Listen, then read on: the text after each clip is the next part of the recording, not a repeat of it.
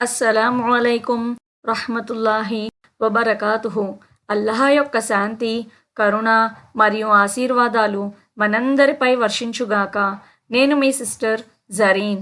ప్రతి మనిషికి ఉండే కోరిక ఏంటి అంటే, నేనెప్పుడు అల్లాహతో మొరపెట్టుకున్నా నా కోరికలను అల్లాహ్ తీర్చాలి అని, నా దువాలు అన్నీ అంగీకరించబడాలి అని. అయితే ముహమ్మద్ సల్లల్లాహు అలైహి వసల్లం గారు దువాలు అంగీకరించబడడానికి కొన్ని ప్రత్యేక సమయాలను కూడా మనకి సజెస్ట్ చేశారు. అందులో ఫస్ట్ది ఏంటి అంటే, మనం ఏదైనా కష్టంలో ఉన్నప్పుడు, లేదా మన పైన ఎవరైనా జులుం చేశారు, అలాంటి సమయంలో మన మనసు కష్టపడుతుంది. అప్పుడు మీరు దువా చేస్తే అల్లాహ్ సుబ్హానహు వ తఆలా మీ దువాను అంగీకరిస్తారు.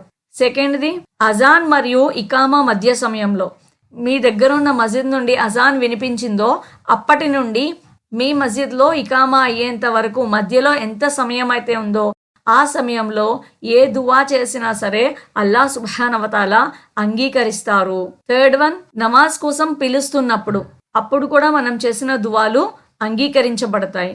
ఫోర్త్ వన్, అనారోగ్యంగా ఉన్న వాళ్ళు దువా చేస్తే అల్లాహ్ సుబ్హానహు వ తఆలా తొందరగా ఆ దువాను వింటాడు అని ధార్మిక పండితులు చెప్తున్నారు. ఫిఫ్త్ వన్, తహజ్జుద్ సమయంలో అంటే రాత్రి చివరి 3వ భాగంలో నిద్రలేచి ఎవరైతే అల్లాహతో దువాలు వేడుకుంటారో ఆ దువాలను అల్లాహ్ సుబ్హానహు వ తఆలా అంగీకరిస్తారు. ఇంకా రంజాన్ నెలలో ఎప్పుడు దువా చేసినా అల్లాహ్ తఆలా వింటారు. ముఖ్యంగా లైలతుల్ ఖద్ర్ అంటే తాక్ రాత్రులు 21, 23, 25, 27, 29 నైట్స్ ఆఫ్ రంజాన్ అన్నమాట. ఆ రాత్రులలో ఏ దువా చేసినా సరే అల్లాహ్ సుబ్హానహు వ తఆలా అంగీకరిస్తారు. సెవెంత్ వన్, ఎప్పుడైతే నమాజ్లో మనం ఫరజ్ నమాజులు చదివేసుకుంటామో దాని తర్వాత చేసే దువాను కూడా అల్లాహ్ సుబ్హానహు వ తఆలా అంగీకరిస్తారు. ఎవరైతే ప్రయాణం చేస్తున్నారో అలాంటి వారి దువాను కూడా అల్లాహ్ తఆలా అంగీకరిస్తారు.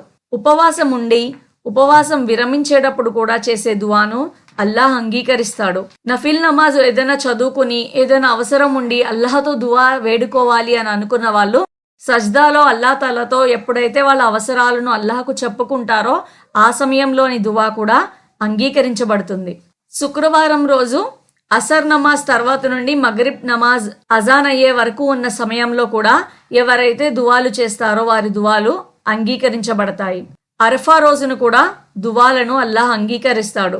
ఎవరి హృదయం అయితే చిత్తశుద్ధితో నిండి ఉంటుందో మరియు అల్లాహ్ పైన మాత్రమే దృష్టిని కేంద్రీకరించి అల్లాహను దువా అడుగుతారో అటువంటి వ్యక్తి దువాను కూడా అల్లాహ్ సుబ్హానహు వ తఆలా అంగీకరిస్తారు. అల్లాహ్ సుబ్హానహు వ తఆలా మనందరికీ అల్లాహతో మాత్రమే దువాలు అడిగే అదృష్టాన్ని కల్పించుగాక. ఆమీన్.